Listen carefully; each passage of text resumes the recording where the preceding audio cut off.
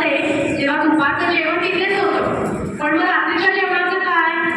मी काय करते, सकाळी जाताना रिकामा डबा बरोबर घेऊन जाते आणि रात्रीचं जेवण त्याच्यातच करून घेऊन येते, म्हणजे माझ्या रात्रीच्या जेवणाची सोय होते.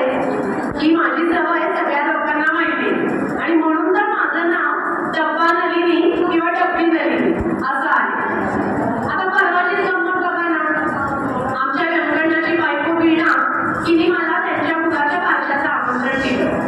म्हणते कशी, जणू जमलं तर ये बरं का, पण नसेल जमणार तर मुद्दामून त्रास देऊ नको. असं का कोणी आमंत्रण करतं? पण वीणा आहे साताऱ्याची, त्यांच्याकडे असेल तशी पद्धत. पण आमच्या उत्तर कर्नाटकात मात्र फार आग्रहातिथ्य आणि आमचा व्यंकटना पण फार मायाळू. तो मला म्हणला, जले तसलं काही चालणार नाही, तुला आलंच पाहिजे बारशाला. तुझ्याकडच्या कार्यक्रमाला मी नको का सीएल टाकून आलो? मी म्हणलं हो रे व्यंकटना, जमलं तर मी येतेच आहे, पण नाही जमलं तर डबा पाठवून देईन, मला त्याच्यात जेवण पाठवून दे. अगं बाई, म्हणून तर तुला डब्बा नलिनी म्हणतात. आता मला सांग, फारसं महत्वाचं का जेवण महत्वाचं? व्यंकटनाने फिलॉसॉफिकल प्रश्न टाकला. हे बघ, तू सगळ्यांना सांग की मुलाचं फक्त वाचता आहे आणि त्याच्यानंतर जेवण नाही. किती लोक येतात सांग बरं? तू, तुझी बायको आणि बाळ एवढंच असते बरं. असं मी म्हटलं. तर आता माझी डब्यांची गंमत. या डब्यांमधनं मला काय काय मिळतं आणि काय काय नाही हे काय सांगू मी तुम्हाला? अहो, आमच्या गावची अंतरका एक शब्द कुणाविषयी चांगला बोलेल तर शपथ, पण तिचं चिंतेचं साथ इतकं स्वादिष्ट होतं की तसं दुसरं कुणीच बनत नाही. आणि तो डबा माझ्या घरी पहिला हजर असतो.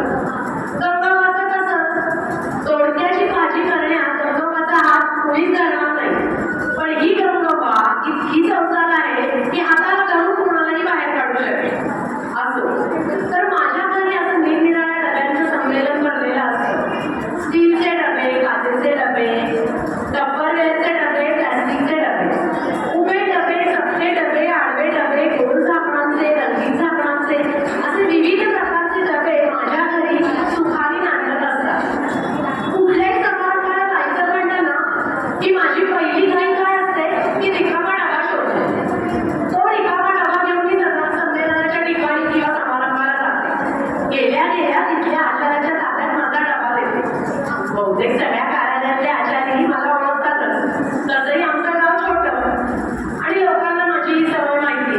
मी गेले की लोक म्हणतात, जले आधी तुझा डबा भर बरं आणि मग बाकी सगळं हो. तर अशी ही गंमत. प्रत्येक समारंभाला हे असंच चालू असतं माझं. डब्यांशी माझं खूप जुनं नातं आहे बरं का. एकदा काय झालं, बऱ्याच वर्षापूर्वी माझ्या मैत्रिणीचं विमानचं लग्न होतं. तेव्हा प्रिन्सिपल कॉलेजमध्ये नोकरीला लागले होते. प्रिन्सिपॉलनी रजा द्यायला साफ नकार दिला. मग काय, मी विमानला सांगितलं, मी बाई फक्त अक्षतांपुरती येईल कशी. ठीक आहे, येताना डबा घेऊन ये